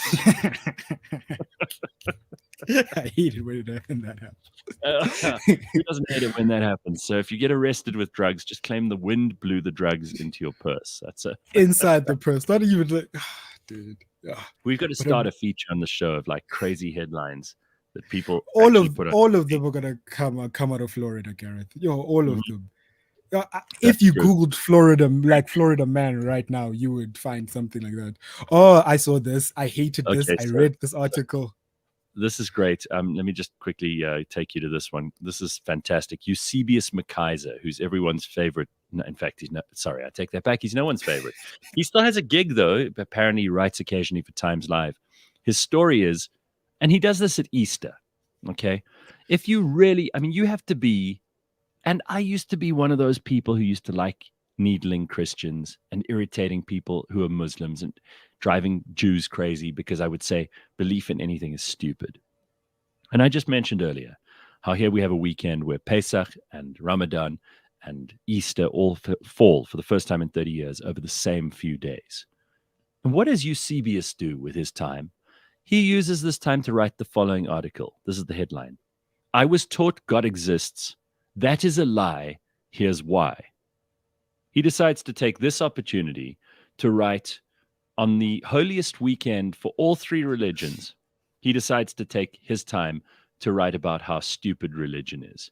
Now, I'm not saying that I haven't made the same mistake at some point, and I'm not saying that I won't make mistakes again. But if that is your purpose, if the only thing you can do to get attention is to attack people over the time of the year it's a cheap shot. It's such a cheap shot, man. Yeah, he knows that's going to buzz, especially during that time of the year and whatnot. I actually read the article, Gareth, and it's terrible. I'm not a journalist. I'm not some kind of scholar or some kind, but the article is terrible. He kind of equates the KZN floods. If there was a God, the KZN floods wouldn't happen. I'm like, dude. Isn't this stuff also quite old now? That's what I'm saying. You're not saying anything new. It's like if there was God, the crime wouldn't happen. Dude, like it's just the bottom of the barrel. It's not even journalism. I used to take massive personal pleasure and joy out of upsetting other people who genuinely believed certain things. It gave them meaning, gave them a purpose, gave them a reason to wake up in the morning. It was the center of how they considered their view of the universe. And I suddenly thought at some point, I don't know, thank God I grew up. I was like, well, what the hell do they care about my stupid opinion? And why do I think it's my job to fix them, undermine or to undermine or criticize their belief system? It just seems so it's just mean. It comes out of a mean place. Like an unhappy person would do that. And I think I must have at some level been unhappy to have been doing this to other people. That I can see it now, and hopefully I can see it about other things that people have criticized me about, and I can hopefully correct before it becomes a problem. But I see it so clearly in other people because I've been there, I've seen it. So, but like that's the glory of youth, Gareth. You want to correct the world. You feel like your opinion matters. Eusebius McKaiser is hardly youth. I mean, he's definitely not young anymore. I don't know what that is. Oh, God. But yeah, we all think our opinion matters to us, and the world needs to hear. And then maybe we get a couple of $100 for writing something for Times Live. How embarrassing! All right, it is time for us to get to Collectomania, but before we do that, health matters with Cipla. So over the last 2 years, everyone has been talking about the new normal. And what happens when we return to the old normal, which we're starting to do bit by bit? Health Matters mental health expert Johnny Cave has joined Ryan O'Connor on the latest episode to help us navigate this. Find Health Matters on cliffcentral.com or get the podcast wherever you listen. It is brought to you by Cipla. That is Health Matters, the podcast series brought to you by Cipla. And you can find it on cliffcentral.com or wherever you listen to podcasts. Okay, time to turn our attention to collections, and Collectomania, as every week, is brought to you by the South African Gold Coin Exchange and the Scoin Shop. And today we're going to do a post-Easter edition, which is all about bunnies and eggs. I kid you not. It's going to be lots of fun. But before we get to those, look at these coins. This is a limited edition coin, which the guys at the South African Gold Coin Exchange have sent us. They have all kinds of interesting coins, and you need to go and have a look at this because if you haven't seen what they've got on offer, you're missing out big time. There's some really, really cool coins. This is a series called the Guy Savoy coin, and you can see they're from France, and it's worth 200 euros, this coin. It says, La cuisine est par du transformer instantanément en joie des produits charge d'histoire. So it's all about creating these products which are about something in history. And they've got these beautiful, the French cockerel, which is, of course, an important part of what the French used to, it's one of their symbols. It's on their coat of arms. It's their national animal, in fact. And it says their RF 2017 République Française. And you can buy this. It's shaped like an egg, which is beautiful. And I've never seen a coin shaped like an egg. It's gorgeous. It's absolutely beautiful. Made out of solid gold. And if you're into collecting coins, maybe this is one that you want to have a look at. Today, it is time for us to look at bunnies and eggs, which is why we started off with this lovely coin. And we're going to actually give props to an organization that's doing some tremendous work. And we'll get to the bunnies. If you, just by the way, on that Guy Savoy coin, if you spend over 50,000 Rand on any collectible coin at the South African Gold Coin Exchange, you will get entry into their lucky draw to win one of those coins. It's worth over 60,000 Rand. It's 1 ounce of gold. It's nicknamed the Chicken and Egg. It is a gold collectible coin, a unique collaboration between the Monnaie de Paris, which is the French mint, and the French chef Guy Savoy.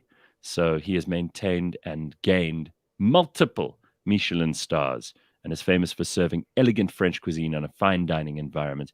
The coin alludes to French gastronomy and popular ingredients of the starred chef, the egg, the truffle, and the asparagus. The coin has a unique egg shape, as you might have seen. Entries close tomorrow, so you have to get your entries in today. You can find out more by going along to scoinshop.com, and you can find out there how to enter. But that's cool. If you spend over 50,000 Rand on any collectible coin, you will get entry into their lucky draw, and you'll win that as well. So you invest 50 grand in collectibles, and then you win another one worth 60,000 Rand. That sounds like a good deal to me. That's like my poker game last Friday. You know, it's good stuff. So our guest this morning is Ondi Burzen, and Ondi is at Observatory Johannesburg. She runs an animal rescue center for small farm animals such as goats, rabbits, pigs, tortoises, bunnies, chickens, ducks, and turkeys. So it's not really a collection, but I suppose she has a collection there. And it's always interesting to see what people are doing. And we want to give props to those people who are looking after all the animals. We spoke about animal rights just a minute ago. Andy, very nice to have you on. How are you? I'm all right, thank you. And yourself? It's so nice to see you. And well done on all the work that you do with animals. It's really, you know, we have such special people in South Africa who are taking care of humans and animals who are less fortunate than the rest of us and can't speak for themselves in the case of animals. So tell us how it all started with you at Bunny Hop Haven. Okay, so I rescued two elderly bunnies. They were about 9 and 10 each. They were little boys. And I'd connected with another person who was setting up an eco farm in the Sandringham area of Johannesburg. And I looked at the way, you know, he was having these animals there, and I said, no, you know what? I've been in education, and I actually want to do something about these animals because they were in this wetland area. And then I decided, just as a side, I was teaching at the time, and I then took these elderly bunnies there, and he had a few other rabbits as well. And I just said to him, you know what? I'm going to take on these animals. I'm going to look after them. And the next thing, the Bunny Hop Haven came into existence. I found some old jungle gyms, and we repainted them and upcycled them. And I thought, you know, if children can have animals, and as young children, and they're shown how to care for them, then we hope that they grow up as compassionate adults. And the next thing, it all just happened. I mean, suddenly I had a call, can we take in these baby goats? So we took in some baby goats of 12 hours old. And, wow. And then we just grew and grew. let's just start with elderly bunnies. How old is a bunny if it's considered elderly, Andy? Similar to a dog, around 6 or 7 years. Well, no, but it depends on the breed. So it's anything from 6 years old. Okay. For an elderly bunny, and yeah. I like what you said about kids, especially kids in urban environments, because they're not always as much in touch with, domesticated animals or even wild animals, obviously, as people out in the country maybe. And there are lots of people who live in towns who have kids who live in an apartment. They can't have pets because they have limited space. Maybe they're not even allowed to have them. And there's something about kids, and especially cute little farm animals, and the connection that they make at that age. There's also obviously plenty of research that shows that people who are horrible to animals turn out to be psychopathic, nasty adults. But there must be a corollary that what you're saying is true, that young people who end up forging friendships and being in contact with cute little animals and learning to love them and learning to share space and time and love and care and food and all kinds of things with animals, they end up being better people. Is that your experience? Most definitely. Really, I've really seen it. And even it doesn't have to be a dog. Any kind of animal that a young person is exposed to have in their lives, they really do become caring as they grow older. And you see it in the children. And when parents are able to share with the children and show them how it is to look after animals, then it really, it does show, even in the statistics that the children are compassionate. And obviously that counts even more in places like Johannesburg, where there maybe aren't as many opportunities for kids to be around animals. So it's really nice that you're doing this in Observatory. And you've been doing it for a long time. Your career before that was in education, right? And you still have a love and a care for helping people and educating them and making them better and smarter and more well-rounded human beings. So is there still something in the education field here with animals? I mean, do you teach people about these animals? Yes, I do. Every now and again at the Haven, I will open up the Haven for children from littlies, from age 2 years old upwards till about 5-6 year olds, where I actually have sessions running where I actually teach children all about animals. It's very, very informal. The children would come and we talk about animals, and not just animals. Andy, I think we may have just lost her. Lost her, yeah. Let's see if we can get her back.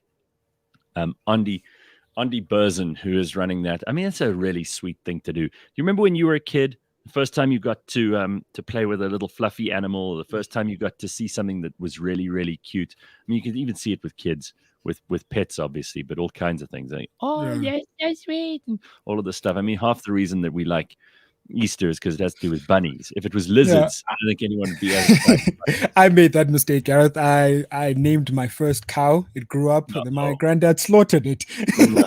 Most traumatizing ever. Because the cow was born, the granddad's like, "Oh, you can name it." I named this cow. It grows up. I call it. It used to come right up to you, like, had a great bond. And the granddad's like, nah, it's that time of the year. It's time. I was right. Yeah, you see, that's the problem. You grew up on a farm, you learn very quickly which animals you are able to name and which ones you shouldn't. We'll obviously talk in a minute about the things that Andy's doing and how you can perhaps help. Because Congo Chris is asking, where in Observatory is Andy? Because I live in the neighborhood and I'd like to volunteer at some time. I think you just want to go and pet the cute animals, Chris. Let's not lie. Andy, thanks. I don't know what happened there with our connection, but it seems we're back on now. Do you take volunteers? Do you take donations? I mean, it must be expensive to run this place. Andy, can you hear us? I think maybe there's some load shedding or something happening there. We'll just wait for Andy to get her connection back up and running. I'm sure there are lots of people who would like to go and volunteer at a place like this. Here's some pictures quickly. Let me show you about what happens at the. It's such a cute name, the Bunny Hop Haven in Observatory. So here's some of the bunnies. There's a very cute little. Is that a bunny? Looks like a hamster. Looks like a hamster or a gerbil. What's the thing called? If it has ears tucked Guinea right pig. back, Yeah. I don't think even then it's a bunny. It's definitely some kind of. It's a hamster. Here is a bunny though. That's definitely a bunny. You can see the ears, and that's a very cute little bunny. It looks ginger with a white stripe up its nose. Here's another one eating some lettuce on a table. It looks like that's a very fluffy bunny. Here are a couple of them in a little cage. Oh man, don't tell me that isn't cute. I even warms my heart. Oh, that's exactly. that one. Look at this bunny. Fluffy as all hell. The cute little eyes. I think we should cancel that one. It's rocking blackface, Gareth. Cancel. You think that one's a problem? That was a problem. Yeah. Okay. And here are some more bunnies. We're not technically talking about a collection here because it's not like Andy collects these bunnies because she wants to have the best bunny collection in Johannesburg. But what makes it cool, I think, is that she's doing something good here at the same time. She's first of all rescuing these animals who probably come from places where they're not wanted. They're probably threatened. They're probably not being treated very well in some cases. We hope not. But then she takes the bunnies, but she also creates an opportunity for other people, especially little kids, to come and see them. Don't tell me that isn't cute. And don't tell me that wouldn't be a fun thing to do today or any other day. Here's a whole bunch of bunnies running around at the Bunny Hop Haven in Observatory. And you can see they live in these little crates, and then they get let out on the straw, and there are all kinds of people running around, feeding them, picking them up, petting them, giving them lots of love. Looks like a lovely, lovely place for animals to be. Looks like lots of caring and sweet people who pitch in there as well to help. What happened to your bunny, Gareth? Didn't you have a bunny in your backyard? And it got yeah, I did. I had a bunny, and then there was a different bunny for a while. There were two of them running around, and they weren't really my pets, Bakh'abantu. They came into my garden somehow, and they lived here for a while, and then suddenly they weren't here anymore. And I think they were either eaten by something or they were taken by something. I don't know how, but I'm still sad about it. And remember, Gord used to come on and ask us for updates all the time of what was going on with the bunnies. So I don't know. They might still be around. They might have found a better place to live. Let me get Andy back on. I think we've got sound, but we don't have any video. Andy, can you hear us? Andy, can you hear us? Don't think so. Simpiwe, let me know when she's on and she can hear us again. Anyway, do they have a takeaway bunny chow, says Steve. Oh, Steve, really? That's Congo Chris says, I had a rabbit once. After that, I grew a lifelong love for them. The best lunch I ever had. Oh, my God. I think Congo Chris has just canceled his pass as a volunteer at Andy's sanctuary. Let's see if we can get her back. Andy, are you there? Hello? Andy, can you hear us? No, I'm just hearing us. I'm not hearing her. All right. Well, what we're going to do is find out the details of all of this so that if you want to go along, you want to take your kids, or you want to make a donation, or you want to volunteer some time, you can go along to the Bunny Hop Haven in Observatory in Johannesburg. They're an animal rescue center for small farm animals. They don't just have bunnies, by the way. They also have goats, they have pigs, they have tortoises, they have chickens, they have ducks and turkeys, and they look after all of these animals. And Andy's there as the boss, and she makes sure that it runs properly. If you want to take your kids along to enjoy a day with all of these rabbits and all the other cute animals, you can do that. Here are some pictures of all of them. You can have a look and see. And let me just remind you, in case you missed it, that this coin is up for grabs. This Guy Savoy coin, which is a beautiful work of art. It's worth about 60 grand, and it is up for grabs. If you buy 50 grand's worth of investment coins, collectible coins at the SA Gold Coin Exchange, you will get an entry into their lucky draw to win this one. So if you spend 50, you might win another one that's worth 60. And it's a special chicken and egg gold collectible coin from the Monnaie de Paris, which is the French mint. So very, very cool. Something that you might want to add to your collection while we're doing Collectomania this morning. Let's try one more time. Andy, can you hear us? Andy? Hello. I'm afraid we're going to have to leave that. That's not going to work anymore. So there's Andy, and very nice that we got to spend a little bit of time with her before her line canceled out on us. It happens from time to time. There's nothing we can do about it. We will obviously put all the details for the Bunny Hop Haven onto cliffcentral.com a little later on, and you can go and find out more all about them. Also, don't forget the South African Gold Coin Exchange. You can go along to them at the Scoin Shop. That's s.com, scoinshop.com here in South Africa. All right. A few other things we need to get to. This is unfortunate and bad news, but it's something that needs to be said. Apparently, we've just kicked into load shedding stage 4. I think that's what hit Andy right there. Yeah, this is breaking news. Stage 4 load shedding as of this morning. Means whatever you thought was going to happen with load shedding is now not just that. It's going to be added to. So get ready. It's pretty telling that Eskom is not even reliable with their schedules. Like last week, people in my friend circle were complaining about the schedules being off. I'm not supposed to have load shedding, but I'm load shedding. Power didn't come back. I'm like, yeah, guys, it's at this point, one day it'll just shut off and we'll tell the story about when we had electricity. All those good old times when we had electricity.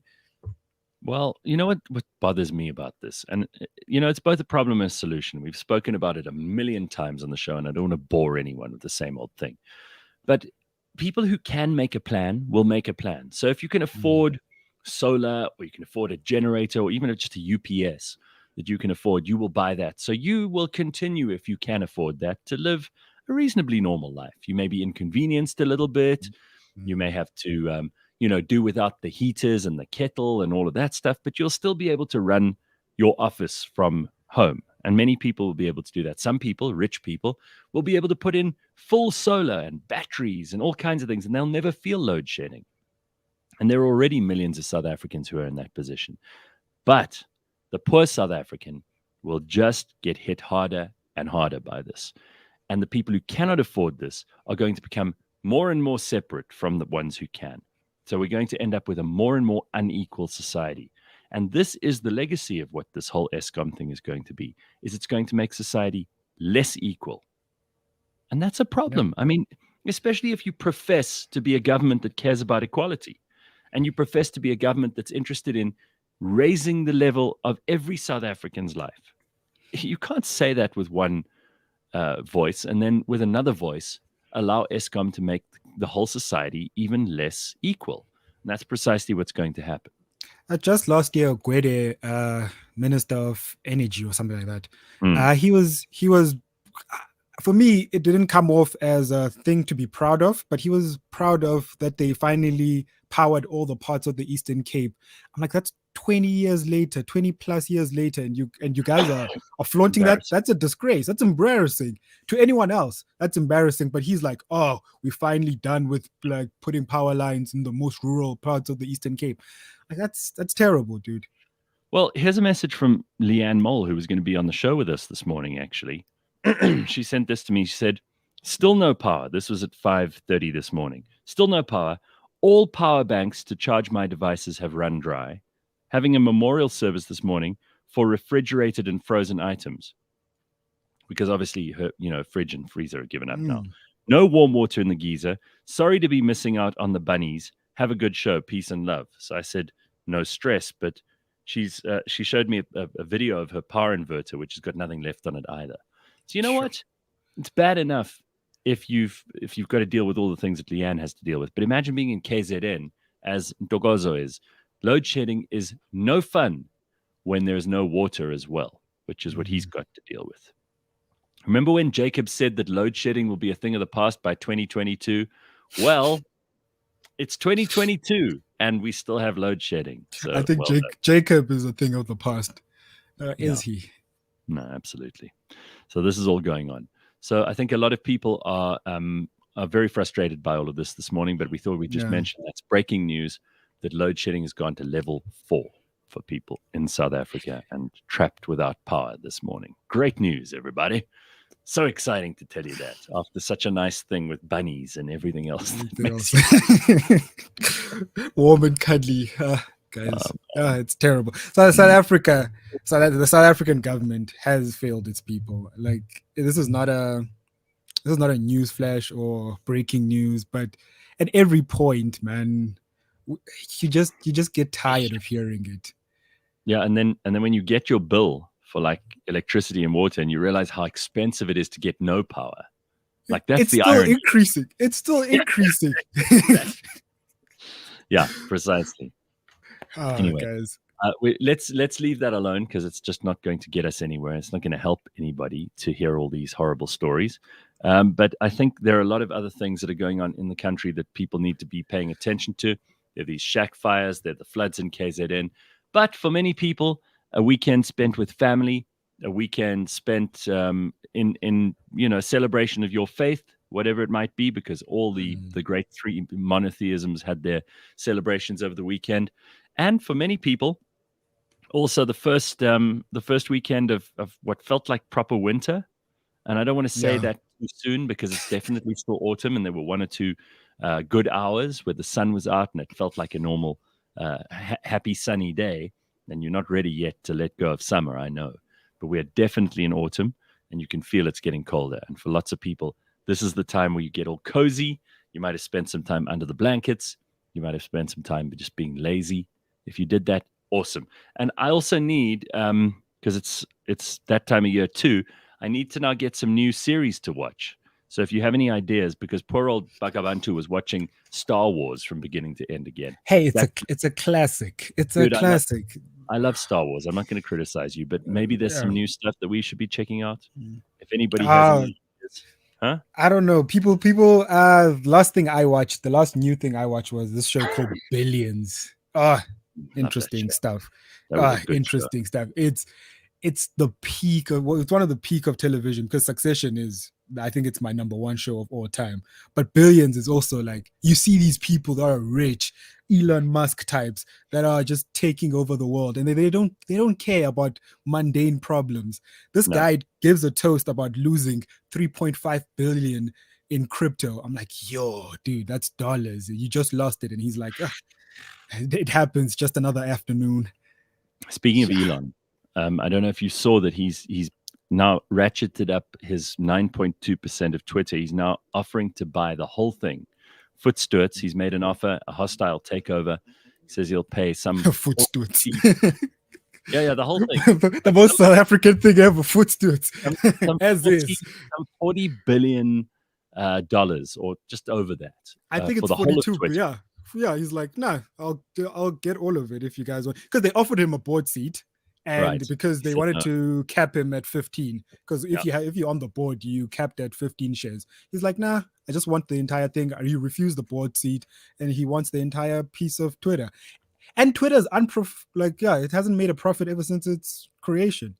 No, so Twitter is not a profitable business, but he's doing this purely for the free speech that he believes Twitter is not responsible for. Yeah, it's stifling. He says Twitter should be better at what they do. He says he can make them a better company. He's done that with a lot of other companies. So maybe we should believe him. Maybe we think that he's crooked. Who knows? Lots of people have different opinions. I think it would be great to see Twitter turned into a private company, and to have all those people who are basically censoring the rest of us on Twitter taken out of their jobs. But I don't think it's going to. But Twitter kind of reversed. Yeah, Twitter kind of reversed that censoring stuff after Jack Dorsey got booted out. It's not as harsh, because during the Trump era, Jack Dorsey was pro-Democrat. Anything Republican on that platform was just like, slash down. You know, it would be interesting to see, and I love the fact that Elon Musk has given them no real options here, because if they don't accept his offer, then shareholders are going to lose a lot of money, because it's a really good offer. So shareholders will benefit enormously from this offer. If they don't, they have to give reasons why they didn't. Yeah, because you have to present them to the shareholders. And then he, as the biggest shareholder, may actually cause some serious trouble and reduce the value of the shares and the stock so much that he can then get it at even cheaper than that. So yeah, those are the theories that are going around. Yeah. Those are the theories that are going around. Also, Twitter apparently they want to. It's a business term, a poison pill. So they're gonna sell the shares cheaper than what Elon is offering to the people that are already they'll dilute their value basically. I don't know how that's legal, but apparently it's allowed. So yeah, just to make it less valuable to Elon. But I think Elon could just still buy it for cheaper. I just think it's terrific. You know, what drives me crazy about all of this is that Twitter has become so important. So would you rather own, let's just think about this for a second. And everybody, once they start making money, they want a media business, right? Because then you can control other people's thoughts. You can control the narrative. Right, exactly. So would you rather own the Washington Post, which is owned by Jeff Bezos of Amazon? Would you rather own the New York Times? Would you rather own the LA Times? Would you rather own, you know, the Mirror, the Daily Mail in London? Who knows? Would you own all those Australian newspapers, even the ones here in South Africa, which are pretty much worthless?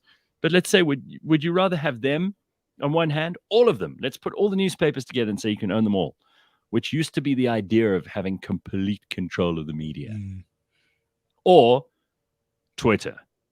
Would you rather have CNN, Fox, MSNBC, CBS, NBC, HBO, all of those different channels, or Twitter? The reality is that Twitter is a toilet, as Peter says. He says it's social media. It really is, but for news, people rely on Twitter. Twitter's become the most important news source that there is. And you can complain like I have and say, well, I'm off Twitter. I mean, I've still got these 2 million followers on Twitter, and I don't tweet anymore. I'd hardly say anything because I don't want to go on there. I don't have it on my phone.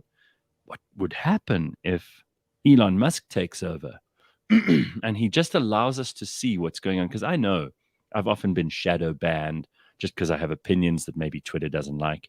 I've often seen that things that used to get huge numbers of retweets and that would appear on people's feeds just don't appear anymore because there's obviously an algorithm working in the background that is, it's suspect. Yeah. They don't tell us what they're doing, but some people are pushed up and some people are pushed down. Now, surely if you say you'll say on Twitter and we're all equal, we should all get the same amount of coverage or the same amount of sharing. Now, if Elon sorts that out, that might bring me back to Twitter in a big way. I'd be excited to be back. I'd want to be doing things there again. But at the moment, there's no real value in me being on there. He's also, according to Congo Chris, he said he will hedge some Tesla shares. His 9% is a pump and dump joker up his sleeve. Twitter will suffer, not Tesla. Yeah, that's exactly right. So we'll have to see what happens. But Elon, he does so much. He's busy digging holes in LA. He's building flamethrowers. He's also Mars missions and all of this stuff. But he is a proper genius. I mean, whether you like him or not, you don't have to like him. And he's a very weird dude. And his choice in women is, leaves a lot to be desired. He's a very strange guy, but I just cannot help liking him. I saw an interview with him where he was talking about this. With his strange accent that you can't place. Right. And they talked to him about, what is your plan B if Twitter doesn't accept your offer? And he looks away and he smiles. He's like jerky. He's like a nerd. He's very strange. And he goes, and he smiles. He goes, yeah, we've got plan B. We've got a plan B. Yeah. Very strange dude. I love him. I think it's going to be fun. Get on this train and let's ride. Anyway, we will see you tomorrow morning. Bakh'abantu and I will be back with Simpiwe tomorrow. And have an excellent Tuesday. Don't work too hard. It's a 4-day week. A lot of people won't be at the office. On the other hand, if you do work hard now, maybe you can get ahead, and all those people who've taken time off will be right back there in the dirt. When Go pet a bunny, guys. Go pet a bunny. Pet a bunny. Pet a bunny this week. Yeah, go to Andy's Bunny Hop Haven in Observatory, Johannesburg. That's all we got time for this morning. We will see you tomorrow. Have an excellent day.